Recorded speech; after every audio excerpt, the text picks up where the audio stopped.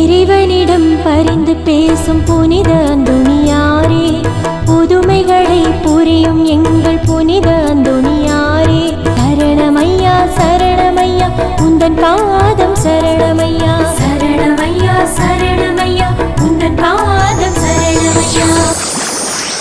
தேசங்கள் கடந்து, கலாச்சாரத்தை கடந்து, கண்டங்களை கடந்து, கடல்கள் மொழிகள் கடந்து உலகெங்கும் தன் வாழ்வால் வாழ்வை வென்றவர் புனித அந்தோணியார். இதை கருத்தில் கொண்டு 13ஆம் லியோ சொல்வார், புனித அந்தோணியார் உலகத்தின் பாதுகாவலர். நமக்கெல்லாம் ஒரு கேள்வி நிச்சயமாக எழும்.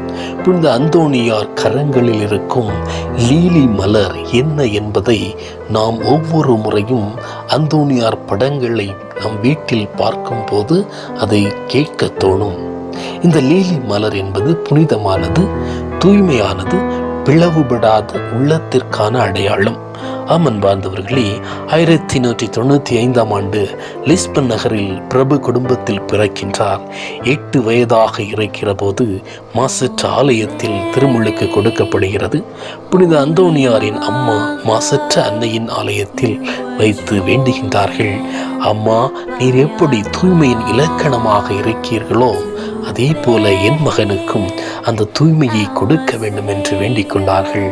அப்போது அறியாத வயது இந்த தாக்கம் அவர் மேல் ஆழமாக படர்ந்தது, பதிந்தது. அவர் தூய்மையிலே வளர்ந்தார். அதன் பிறகு இளைஞராகிறார். அவரை ஓட்டிய இளைஞர்கள் களியாட்டத்திலும் விளையாட்டுகளிலும் ஈடுபடுகிற போது புனித அந்தோணியார் தன்னை விளையாட்டுகளில் ஈடுபடுத்தாமல் இயேசுவை நாடினார், தனிமையை நாடினார், இயேசுவை அனுபவிக்க துடித்தார்.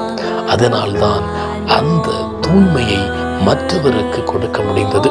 இதனால்தான் 30,000 மக்கள் அவருடைய மறையுரையை கேட்டனர். அங்கே பாவ வாழ்க்கை வாழ்ந்த அனைவரும் அவருடைய மறையுரையை கேட்டு மனம் மாறினர்.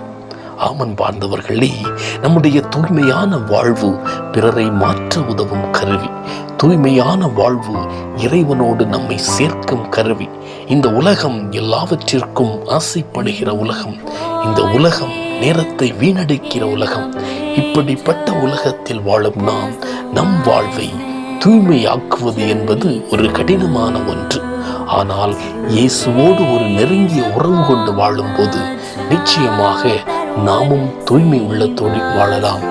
நம்மில் உள்ள தூய்மையை பிறருக்கு கொடுக்கலாம். அதைத்தான் புனித அந்தோணியார் தன் வாழ்வில் செய்தார்.